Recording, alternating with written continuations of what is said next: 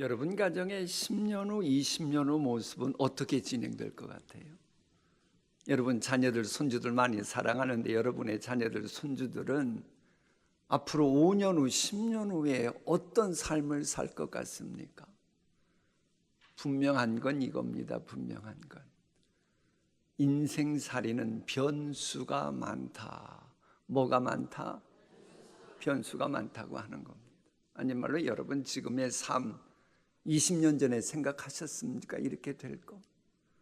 아무도 모릅니다. 인생 자체는 변수가 너무 많아요. 생각지도 못했던 일들이 너무나 많고 예측하지 못했던 일들이 많이 우리에게 다가옵니다.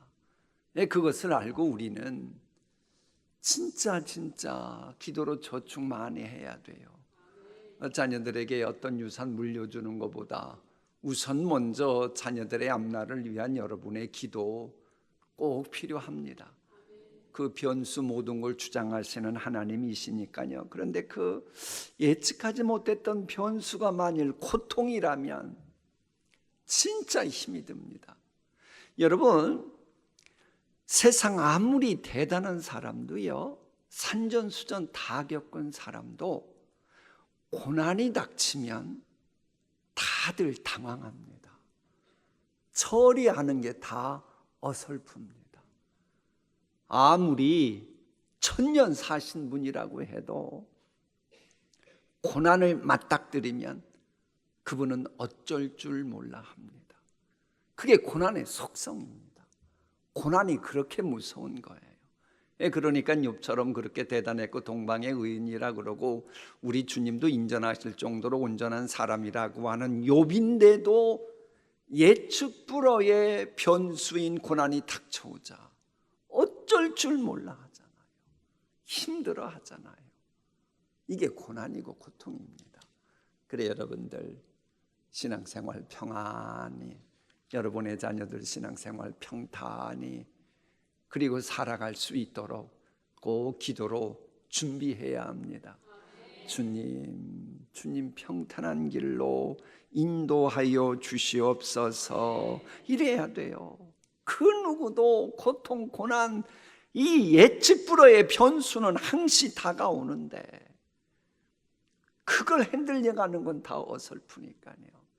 자, 어쨌건 이 욥도 아주 어설퍼요. 그럼에도 불구하고 나중에는 또 잘 극복해내요. 그 비결이 뭔 줄 압니까? 이건 요즘 그 고난 전문가들이 말하는 것처럼 이 고난이 닥쳤을 때 괜히 아무것도 아닌 척 이러지 않았다는 거예요. 무슨 말인가 알아요? 고난이 닥쳤을 때 아무것도 아닌 척하지 않고 있는 그대로 감정을 다 표출시켜 버립니다. 하나님 앞에 표출시켜 버려요. 그렇게 하면서 우리 인간의 연약함을 알게 되면서 나아갈 길을 하나님으로부터 인도함 받고 지혜를 얻고 그렇게 된다라고 하는 겁니다. 여러분 제발 힘들고 어려운 일이 있을 때 아무 일도 없는 척 하려고 하면 고난 고통 제대로 소화시키지 못합니다. 참 문제는 너무 힘들고 어렵고 그러다 보니 이게 사람 입에서 말해 이제 평소 생각했던 사람이 아니니까 제대로 핸들링을 못하고 어설프니까 주변 사람도 뭐라고 말하고 엘리후 역시도 또다시 말을 이렇게 은근슬쩍 정죄하는 말을 합니다. 그러나 우리 믿는 사람들은, 우리 동신계 교인들은 알아야 돼요. 여러분 로빈스 그로스의 디포우가 한 말이 있습니다. 고통 속에서 고통을 또 당하는 것은 고통이 배가 된 고통이다. 잔인하지 않아요? 아니 고통스러워하는 사람에게 또 네가 뭐가 잘못했다고 꼭 그 말을 해야만 되는 겁니까? 지금 고통 속에서 몸부림치는 사람에게 꼭 무슨 말 해야 되는 사람이 있어요, 없어요? 우리 교회는 없는데 다른 교회는 있다 그러더라고요. 그건 고통을 이중 삼중으로 주는 아주 고통을 배가시키는 그런 악당들이나 하는 겁니다. 그런 측면에서 엘리후의 권면도 무조건 다 옳다라고 볼 수는 없어요. 자, 그럼에도 불구하고 우리가 엘리후의 이 권면 속에는 진리에 관한 것이 있고 또 욥 역시도 문제 있는 것을 지적해 주는 것이 있으니 몇 가지만 간단히 살펴봅니다. 이 엘리후는 욥이 하나님의 섭리에 대해 의심하자 그것을 문제 삼습니다.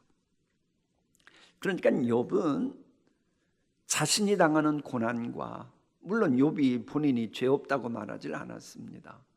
그러나 사회 통념상 이 고범죄 같은 것은 거의 안 졌다라고 보는 겁니다. 그건 하나님도 인정하실 정도로 진짜 조심해요. 우리 교인들이야 다 성결하고 마음이 거룩해서 그러지 않은데 다른 교회는 그 다니는 여자 집사님은 강남에 있는 누군데 애인이 있대요. 애인이. 그리고 애인이 있는 것이 한두 명이 아니랍니다. 지나가다가 또 남자들이 멋있는 여자 보면 마음속으로 이상한 생각을 할 수도 있는 세상이라잖아요. 그런데 욥은 지나가다가 예쁜 여인 보면 쳐다보지도 않았대요. 저도 그래서 욥에서 배운 게 있어가지고 예쁜 여자 볼 것 같으면 고개를 숙이잖아요. 왜 나 봤냐고 혹시 성추행했다고 또 그럴까 봐 겁이 나가지고. 어쨌거나 욥은 나름대로 귀하게 살았습니다.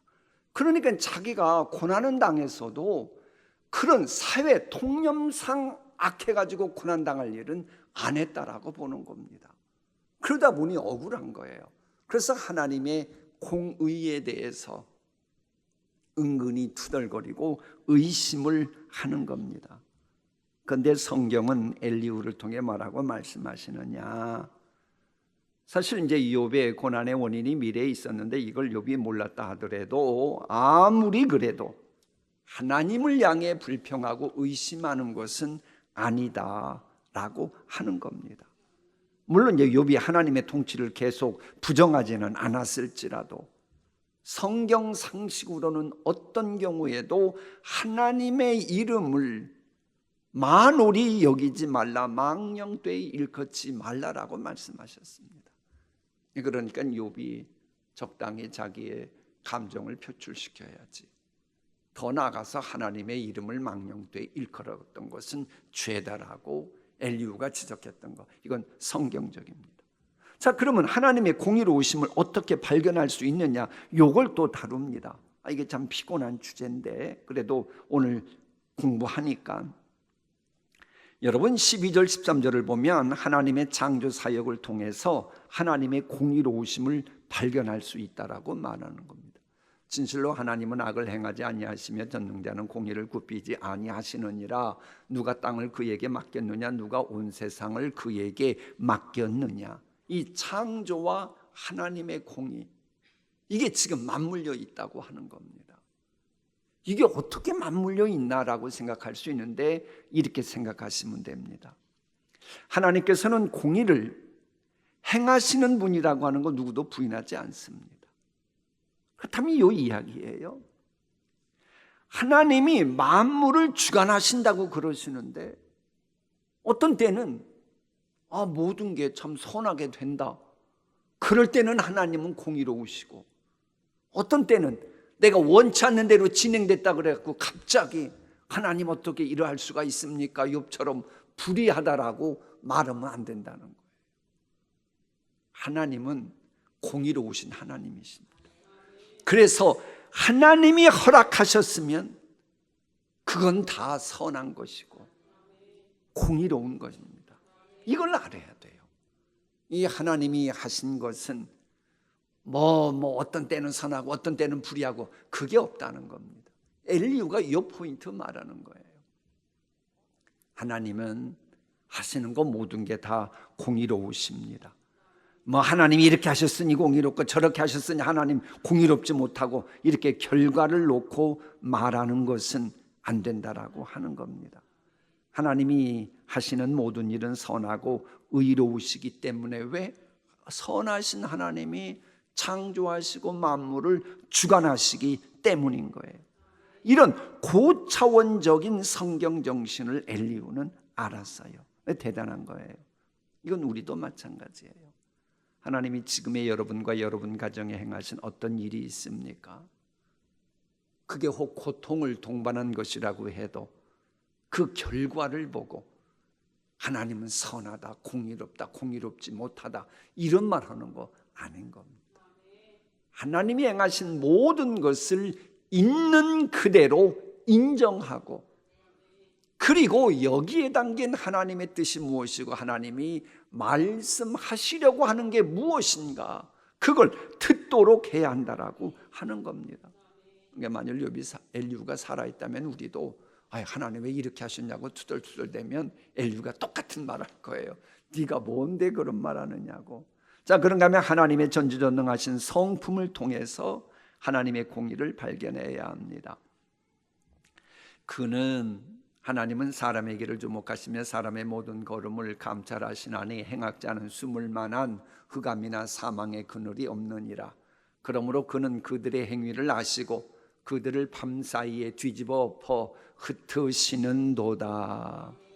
하나님은 우리의 일거수일투족을 세세하게 감찰하시고 다 아십니다. 그러기에 어느 누구도 하나님의 이 살피심을, 불꽃 같은 눈초리를 피할 수가 없습니다. 왜 다윗이 욥보다도 문제가 많았음에도 불구하고 욥이 듣지 못한 하나님 마음에 합한 사람이 된 줄 압니까? 이 살아계신 하나님의 현존을 알았기 때문에. 우리 한번 시편 말씀 볼까요? 여호와여 주께서 나를 살펴보셨으므로 나를 아시나이다. 그럼 여러분 이 대목에 아멘 해도 됩니다. 하나님, 무덥고 아침에는 그러고 감기 걸리 딱 좋은 날씨, 코로나 유행한다는데도 제가 오늘 이렇게 일부 수요기도에 나왔나이다. 그걸 다 알고 계신 거예요. 하나님이 아신다고 해도 별로 기뻐하는 눈빛도 없고 참 대단들 하셔요. 주께서 내가 앉고 일어섬을 아시고 멀리서도 나의 생각을 밝히 아시오며. 이렇게 아멘하는 분에는 오늘 새벽 예배 나와서 그 장례배 갔다가 장지 갔다가 또 피곤한데 여기 오신 분도 있어요. 왜 그러셨을까? 하나님을 향한 생각을 하나님이 지금 다 밝히 아시오며 나의 모든 길과 내가 눕는 것을 살펴보셨으므로 나의 모든 행위를 익히 아시오니 여호와여 내 혀의 말을 알지 못하시는 것이 하나도 없으시니이다. 오늘 우리 권사님께서 참으로 뜨겁게 기도하셨는데 그거 다 기억하시고 복 주실 때에, 열매 맺을 때 우리 권사님에게도 그 복 허락하실 줄 믿습니다. 여러분, 인간이 그 행동과 말뿐만 아니라 그 마음속의 생각까지도 하나님 앞에서 감출 수 있는 것은 아무것도 없습니다. 모든 것을 아시는 하나님이시기에 세상을 공의로 다스리시는 거 너무나 당연하죠. 아니 말로 하나님이 돼가지고 누구 눈치 본단 말입니까? 하나님이. 여러분 기억하고 있죠? 하나님은요, 아무리 믿는 사람들이 못된 짓 해도 하나님에게는 요만큼도 해롭지가 않습니다. 그걸 알아야 돼요. 다만 하나님의 이름에 누가 되는 거지, 하나님 당신은 인간의 그 무엇 갖고 영향받는 분이 아님을 욥기서는 우리에게 가르쳐주고 있는 거예요. 그런 하나님이신데 뭐가 그렇게 남 눈치 보겠어요? 그저 하나님이 다 아시는 그대로 알아서 모든 걸 행하시기에 하나님은 공의로우신 겁니다. 이 세상에서는 몇몇 사람은 오랫동안 속일 수도 있어요.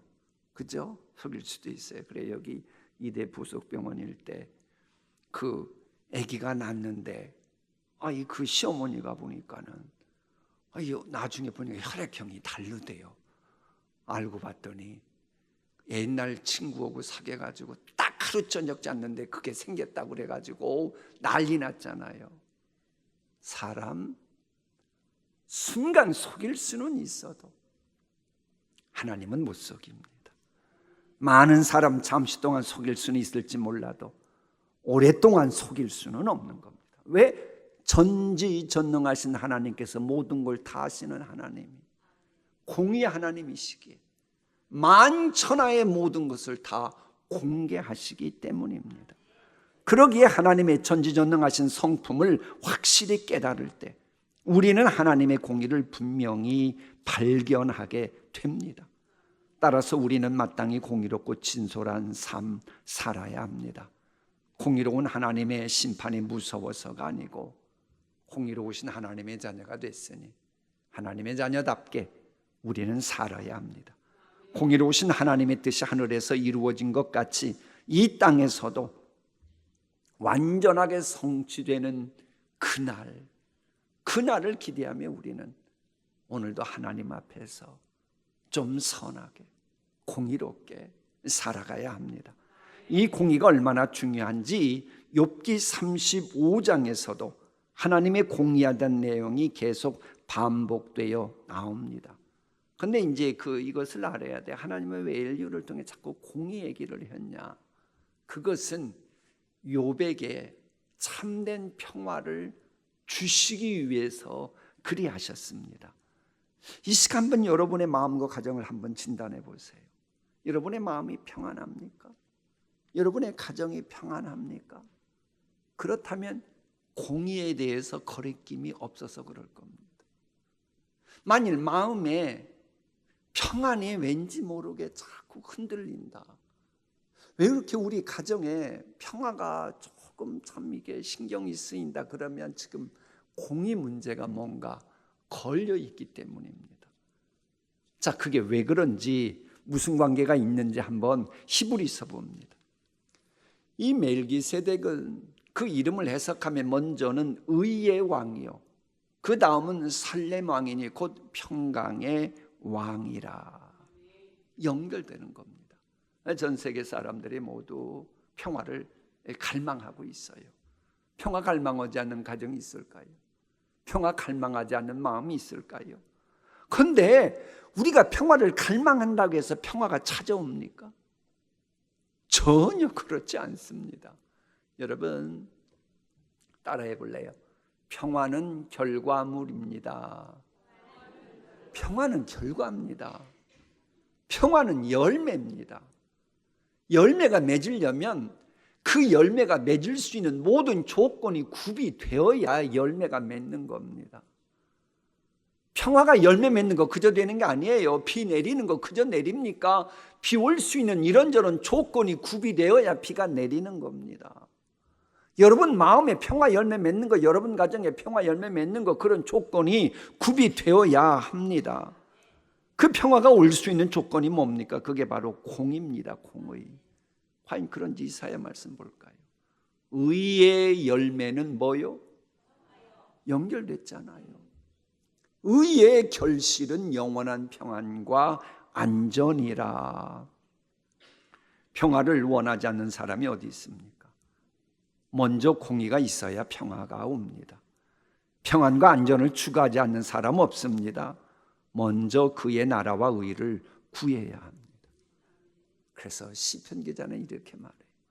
정의는 평화와 서로 뭐한다? 솔로몬이 경험한 대로 의롭지 못하면 쫓아오는 자가 없어도 마음이 평안하지 못해서 도망간다고 말합니다.